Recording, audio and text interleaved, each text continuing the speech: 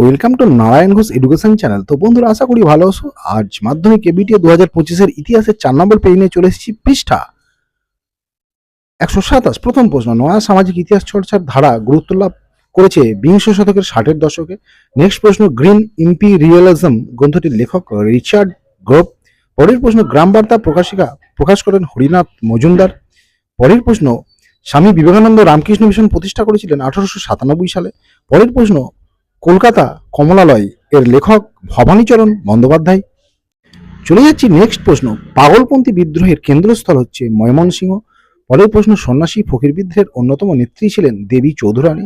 Next প্রশ্ন, Karl Marx 1857-এর বিদ্রোহকে বলেছেন জাতীয় বিদ্রোহ। পরের প্রশ্ন, বাংলার মুকুটহীন রাজা কাকে বলে না? সুরেন্দ্রনাথ বন্দ্যোপাধ্যায়কে। পরের প্রশ্ন, ভারতে ইস্ট ইন্ডিয়া কোম্পানির অবসান ঘটে 1858 খ্রিস্টাব্দে। নেক্সট প্রশ্ন হচ্ছে, রাধানাথ সিকদার কাজ করতেন জরিপ বিভাগে। পরের প্রশ্ন, বাংলা হরফের প্রথম কারিগর ছিলেন পঞ্চানন কর্মকার। নেক্সট প্রশ্ন, বাবা রামচন্দ্র অসহযোগ আন্দোলনের নেতৃত্ব দেন কোথায়? না অযোধ্যায়।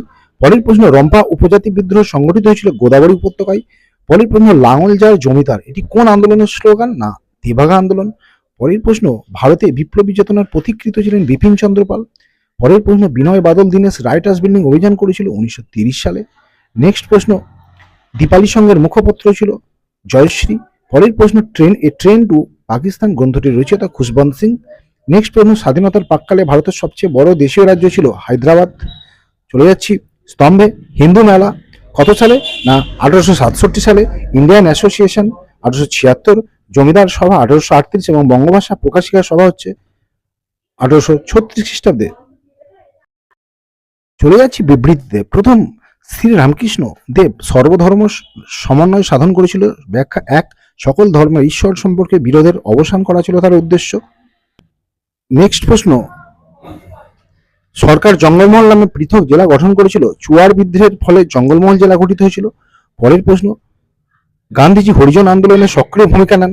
সঠিক ব্যাখ্যা হচ্ছে 2, জাতীয় আন্দোলনে নিম্ন বর্গের মানুষদের সংশ্লিষ্ট করার জন্য। আজকে শেষ প্রশ্ন, কি না বল্লভভাই প্যাটেল ভারতের স্বরাষ্ট্রমন্ত্রী ছিলেন। সঠিক ব্যাখ্যা, তিনি লৌহ মানব নামে পরিচিত ছিলেন। তো বন্ধুরা, এই ছিল আজকের গুরুত্বপূর্ণ ভিডিও। আশা করছি ভিডিওটা তোমাদের উপকারে আসবে। পরের ভিডিও নিয়ে খুব তাড়াতাড়ি তোমাদের সামনে চলে আসছি। ততক্ষণ তোমরা ভালো থেকো, সুস্থ থেকো। যারা নতুন তারা অবশ্যই চ্যানেলটি সাবস্ক্রাইব করবে। বাই।